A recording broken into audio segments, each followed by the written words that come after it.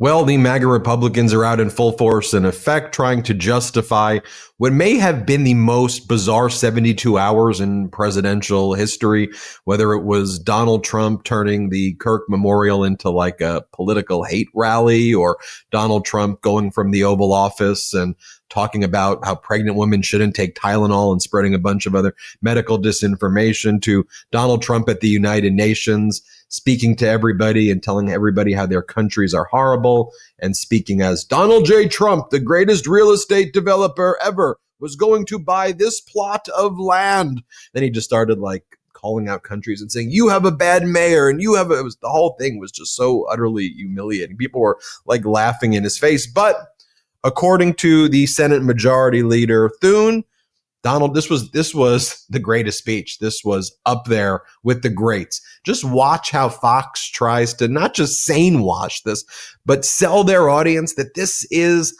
a golden era, the greatest speech. This is worse than North Korea stuff. Let's play it. So first off, what are your thoughts on what you've heard from President Trump at the UN so far today? Well, thanks, Sandra. Obviously, straight talk from the president. He puts out the unvarnished truth. And I think the thing that he makes clear in all his discussions that relate to foreign policy, national security, is that he's restoring peace through strength. And the president knows full well that it is not our strength that tempts our adversaries, it's our weakness. You know, then the instant karma that he gets is that he kept having audio issues. I don't know if y'all remember that Bill O'Reilly moment where Bill O'Reilly starts like yelling at his team and he's like, F it, we'll do it live. After just saying absolutely what didn't happen at that speech. Watch what happens to these audio issues that Thune has. Let's play it. But I'm pretty good at this stuff. He did use that moment to tout to the world what he has been able to do with our border and immigration. Okay, we appear to still be having those audio issues. Let me throw. Okay, then it happens one more time. What happens again? It kept on happening, but I'll show you one more. Where we left off. Senator, jump on in here. We just played sound of President Trump. I moved from immigration to President Trump calling out those who recognize the Palestinian state. Your reaction to his remarks on that this morning? All right, we're done. Okay. All right, we tried again. John, I think we're going to leave it there. That's so good. Then Harrison Faulkner had to say that Trump's speech was the greatest thing since sliced bread. Let's play it. President Trump has been speaking at the United Nations General Assembly in New York City. He unfurled raw truth to countries in attendance there and to the rest of the world. And moments from now, the president is set to hold a meeting with the UN Secretary General. He unfurled truth. It was the worst. It's objectively, I don't care what political party you're from, the worst speech imaginable. But by the way, it's not just on Fox. If you look at CNBC, I mean, the chyron that they were running today is Tylenol claims face pushback.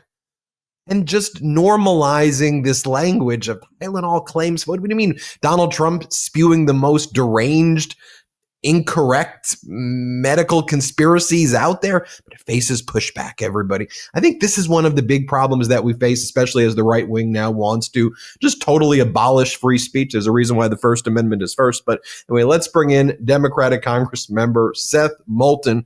Congressmember Moulton, it's great to see you right there. You know, it's beyond kind of cringy to see that. Objectively, it was like, just, I don't care what political party you're from. It was the worst speech, yet they just engage in this exercise. And it's not unique to Fox of not just sane washing it, but acting like what we saw was normal. And it just ain't. We got to call it out. What do you think? It really is like North Korea. It's so bad that they feel that they just have to turn it into propaganda and make it into something that's completely divorced from reality. The word that struck me was how they talked about, peace through strength. Well, just about every Republican I know in Washington who's still sane is really concerned that we're just giving in to China, that we're giving in to Russia, that the only thing that Trump is doing in foreign policy is attacking random boats off of Venezuela because he just wants to distract attention from the real big problems around the world. That's total weakness. That's complete weakness. And I hear that not just from fellow Democrats, but from Republicans. So they've got a lot of stuff to clean up here with this president on Fox News. And I don't know, there should be a contest for the network that has the best propaganda, because Fox would be in the running with RT over there in Moscow and whatever state media organization runs the propaganda stream in North Korea. You know, it's a very interesting perspective you gave there, speaking to some of the, I guess, remaining sane Republicans who may not admit to being as such on live TV, but who behind the scenes you're talking to. The perspective that these kinetic strikes that Trump keeps posting, that these like ISIS style death videos, right, that he's posting on his personal social media account of these 24 feet fishing boats getting blown up by the United States military. Like, okay, we know we have the capabilities if we want to blow up 24 feet fishing boats. And he brags and he boasts, but it's an interesting perspective that you're a Marine vet, these, foreign affairs, foreign policy is your forte. And others, though, who are talking about these issues with a degree of seriousness in the House on the Republican side, view what Trump's doing there as actually part of his way to say, see, I'm blowing things up, while that's the play, to ignore China, to ignore Ukraine and Russia's unlawful invasion, to not address Gaza, to just leave that and go, I blew up another boat today, everybody. Interesting perspective. Talk more about it. And look, let's be clear. These Republicans are total cowards. They say this behind the scenes, in the locker room, in classified meetings that we hold on the Armed Services Committee. But then, they sound like John Thune there when they get on TV in public. But guess what? Like, we have laws and treaties that prevent you from just blowing up boats in the middle of the ocean. And there are military officers today who are very concerned that they're going to be investigated down the road for pulling the trigger on these operations that are absolutely unlawful. Meanwhile, over in Europe, we have this thing called NATO, with treaties and laws that say that if a NATO country is attacked by Russia, we all respond. And what happened when Putin sent dozens of drones into Poland? Well, Poland responded, and Finland and Germany. And what did Trump do? He made excuses for Vladimir. He's like, it was probably a mistake. That's not strength, Mr. President. That's weakness. Weakness in the face of one of the greatest adversaries America has ever known. And then via social media, he'll make these erratic posts, when he'll say, Venezuela, if you don't take everybody back from the insane asylums, because he believes asylum seekers are insane asylums, you don't even know what's going to happen to you. The worst thing's going to happen to you. And then he'll make social media posts. I mean, what he did Magnitsky Act sanctions against the Supreme Judge's wife in Brazil, because they found Jair Bolsonaro, an insurrectionist president, they are guilty, and their Supreme Court actually upheld the law. And, and it's just these erratic social media bailing out Argentina, while Magnitsky Act sanctioning, whatever. And then again, just doing nothing to Russia. Like foreign policy. There's nothing. There's no strand here other than the craziness. I mean, the next thing you know, he's going to be threatening the Venezuelans with feeding them Tylenol. But here's the thing: if he announced that, Senator Thune and your Republican colleagues would go and say, "Look, brilliant. That's four-dimensional. That's floor-dimensional chess. They're flooding the zone." I got to talk about a few other topics. I want to talk about this $50,000 in cash that the border czar Tom Homan took. He didn't deny it when he did this Fox interview. He just claimed what he did was not illegal. $50,000 cash in a kava, like a food bag from one of these like fast food Mediterranean restaurants. But, according to Republicans, they're okay with that. That's normal. Well, maybe he thought it was a chicken shawarma bowl. Maybe. And he opened up the bag and, it's $50,000 in cash, but kava doesn't accept returns. I mean, this guy is in law enforcement. He's supposed to be in charge of border enforcement for the entire country. He's got to come clean. But with this administration, even though they're so tough on crime, except that when the criminal is working for them, that seems to be the problem. Talk about Trump's, the letter that he sent. It looked like he was sending a direct message where he goes, Pam, I need you to prosecute my political opponents. I want you to go after Schiff, Letitia James, and I want you to go after James Comey. And then he fires the Eastern District Attorney in Virginia, replaces it with his personal attorney, Lindsay Halligan. She was the one who said we need to stop talking about too much slavery in the Smithsonian's, and now she's the Eastern District Attorney. I don't even know how these how are there even federal prosecutors anymore will work with you? Haba, her, the guy in Central District, California. It's insane. And let's be clear. Hey, Attorney General, go prosecute my political enemies who independent prosecutors have said are not guilty. Like they don't have a case against them. But do not prosecute my border czar for taking a bag of $50,000 worth of cash.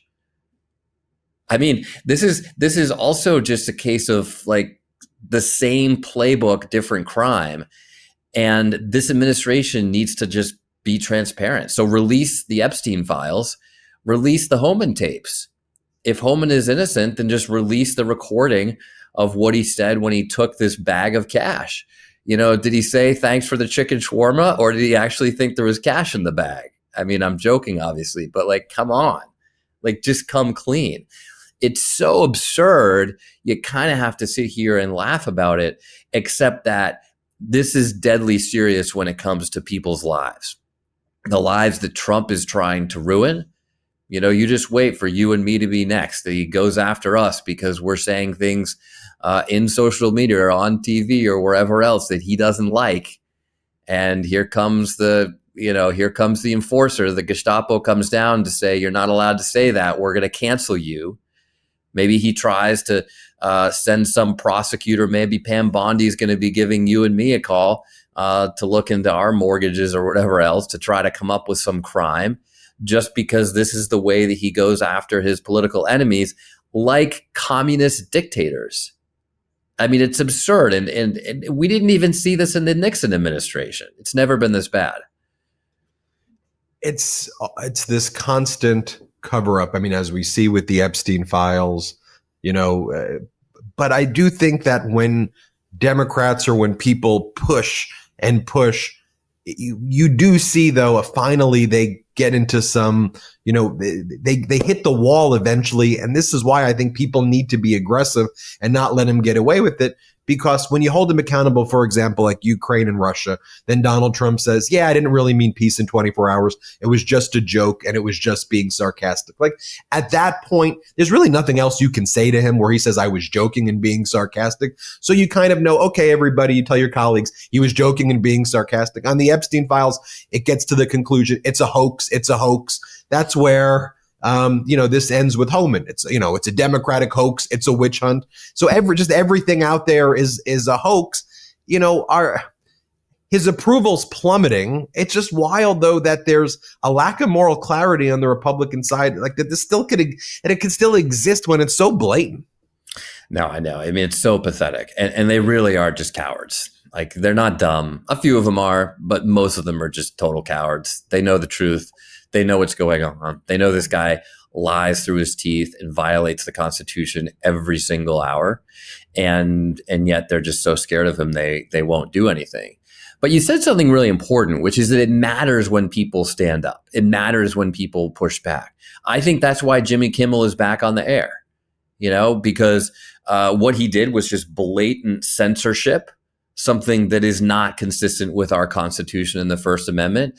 But there was enough pushback, and I'll admit, even some pushback from fellow Republicans.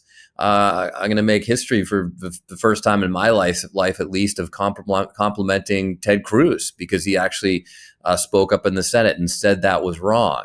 So Kimmel's back on the air because the American people can't be silenced. And we've got to remember that. He'll try to silence us. He'll try to cancel us. He'll try to literally throw people in prison that he disagrees with. but he's not going to just silence the American people. We've got to continue standing up and fighting back. It makes a difference. And Congressman, before we go, I always like to ask this question because you're seeing things that I'm not seeing, and we've got 6 million subscribers here. So are there issues that you're either focused on right now or concerned on that you think, with what all these shows and podcasts are covering, but is not getting enough attention, and that you said, look, we really got to be focused on X, Y, and Z? Anything that comes to your mind that you just want our people to know? I mean, look, this isn't what people are talking about because Trump is shredding the Constitution before our eyes right here at home. But I got 2 little girls, 4 and 6. And look, I think we're going to make it through this. It's going to be really tough, but I think we're going to get through this. I think we're going to win the midterms. I think we're going to get a much better Democratic president in 2028. And by the time they're a little bit older, we're going to work hard to make sure America is back to normal and moving forward. But the one thing that would just devastate their lives is if we got in a war. And I think too often we don't talk about the risk that Donald Trump is putting us in with his completely incompetent and erratic Secretary of Defense, someone who's literally aiding the enemy by disclosing classified information on a daily basis. And the weakness that this team shows to China and Russia. There were no drone incursions into NATO countries under Biden. There was no appeasement of Putin under Biden. There were actually restrictions on the chips that China could buy, so they can't beat us in AI under Biden. Those restrictions were actually started in the first Trump administration. Donald has one meeting with the CEO of NVIDIA, and they're all out the window because he wants to make a buck. He probably got promised some purchases of his Beam coin or whatever. So the level of corruption in this administration is super dangerous back home, but it could literally lead us into a war overseas. And just sitting here, not just as a congressman, not just as a Marine vet, not just as someone who sits on the Armed Services Committee, but sitting here as a dad, that makes me worried. It's my daughter's first birthday today. We're about to go to the zoo. And when I look at her, I'm kind of grateful that she doesn't know. And she, or that it's her 1-year-old birthday, the same way she doesn't know that what Trump is doing. And I hope that when she is old enough to start processing, a lot of these more deeper memories, it's a better America. So I share that with you. And thanks for joining us as always, Congressman. Yeah, thanks for having me. Everybody hit subscribe. Let's get to 6 million subscribers. The truth is more important than ever. Check out our new Truth Over Lies collection at store.MeidasTouch.com. All 100% USA union made.